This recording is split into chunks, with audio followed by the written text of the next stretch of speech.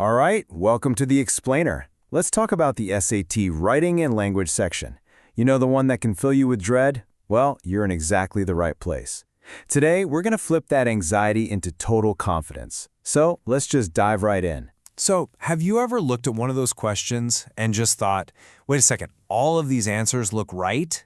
Yeah, you are definitely not alone. It really feels like this part of the test isn't just checking your grammar, it feels like it's actively trying to trick you, right? Well, here's the secret. You're totally right. It is designed to be tricky. But here's the good news. Because it's tricky in very predictable ways, it's a game that we can absolutely learn to win. So today, we're not going to be test takers. No, we're going to be code breakers. We're going to learn the test's patterns so we can beat it at its own game. Okay, so here's our 5-step plan to get this done. First, we'll crack the SAT writing code. Then we'll get to know the test blueprint. After that, I'll give you your grammar master keys and show you how to spot the traps.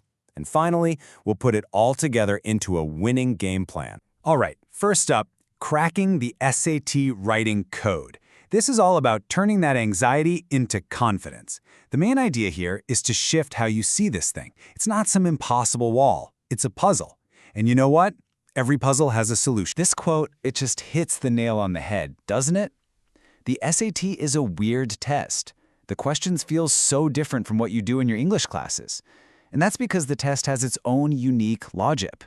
It's not really about being a great writer in the creative sense. It's about understanding how the SAT thinks good writing should sound. And that weirdness, that's actually its biggest weakness, because it makes the test super, super predictable. Okay, next section. To be a good code breaker, you need a blueprint, right? You have to understand the game board. So, to take this test apart, we've got to understand how it's built in the first place. So let's look at the numbers. You get 2 modules, and you have 32 minutes for each one. Inside each module, there are 27 questions. If you do the math, that gives you about 71 seconds per question. Now, I know that sounds crazy fast, but trust me, once you know the patterns we're about to talk about, it's totally doable. And look at this. This chart shows you just how predictable it all is. The questions basically break down into 4 big categories, and they're all split pretty evenly. So about half the test is what we'd call rhetorical skills, stuff like logic, transitions, and the flow of ideas. The other half? That's what they call standard English conventions, which is just a fancy way of saying grammar and punctuation. You know, all the rules we're about to make super simple. All right, moving on to the best part, your grammar master keys. These are the essential rules you actually need to know. Look, you do not need to be a grammar expert. You just need to get really, really good at the small handful of rules the SAT tests again and again and again. And here is maybe the most powerful rule for the entire writing section. I want you to burn this into your brain. When in doubt, take it out. Seriously, the SAT absolutely hates unnecessary words and repetition.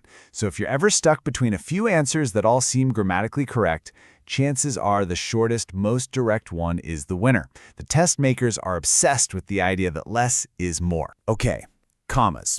They are the single most tested piece of punctuation on the entire SAT. But here's the thing. You only really need to know 4 main rules. That's it. Number 1. Use a comma with one of the fanboys, for, and, nor, but, or, yet, so, when you're connecting to complete sentences. 2. Use a comma after an introductory bit. 3. Use them to separate stuff in a list. And 4. Use a pair of commas to fence off extra, non-essential details. Now, this leads to a classic SAT trap called the comma splice. This is when you try to glue 2 full sentences together with just a comma. And a comma isn't strong enough. Look at this. London is a very old city. That's a complete thought.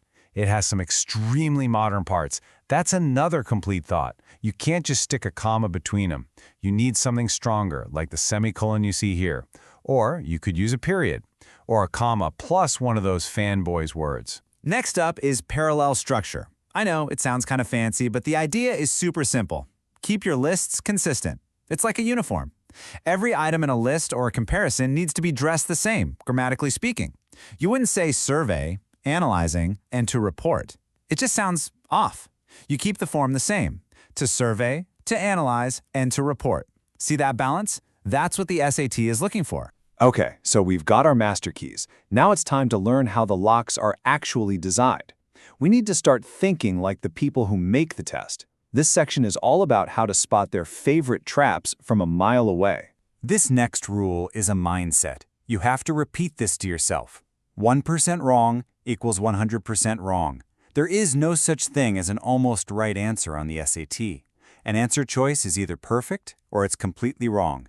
Even one tiny little mistake, a misplaced comma, a single wrong word, makes the whole thing garbage. Your job is to be a detective, find that one flaw, and cross it off. So especially for those main idea questions, you're going to see the same wrong answer traps over and over. There's the too specific trap, which zooms in on one tiny detail. Then there's the too broad trap, which goes way beyond what the text actually says.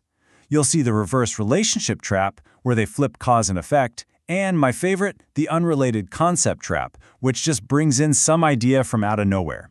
Once you learn to spot these, they're actually pretty easy to get rid of. Oh, and here's a huge grammar trap, the dangling modifier. This sounds complicated, but it's simple. It's when a description at the start of a sentence is, well, dangling. It's not attached to the right thing. So in this example, born in Mexico City in 1907, just ask yourself, who was born in Mexico City? The self-portraits? No, it was Frida Kahlo. The rule is dead simple. Whatever you're describing in that opening phrase has to come right after the comma. Okay, final section. Let's talk about your winning game plan. Because knowing the rules is great, but actually using them under pressure on test day, that's a whole different ballgame. This is how you get from practice to perfection. This is your 3-step loop for studying smart. Step 1, only use the official practice tests. Seriously, the ones from the College Board's Blue Book app are the real deal. Step 2, and this is the most important part, you have to analyze every single mistake.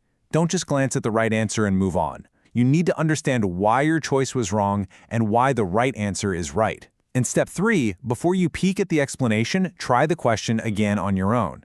That struggle, that's where the real learning happens. It makes it stick. See, this whole process is about active learning, not just passively reading stuff. Don't just reread a list of grammar rules.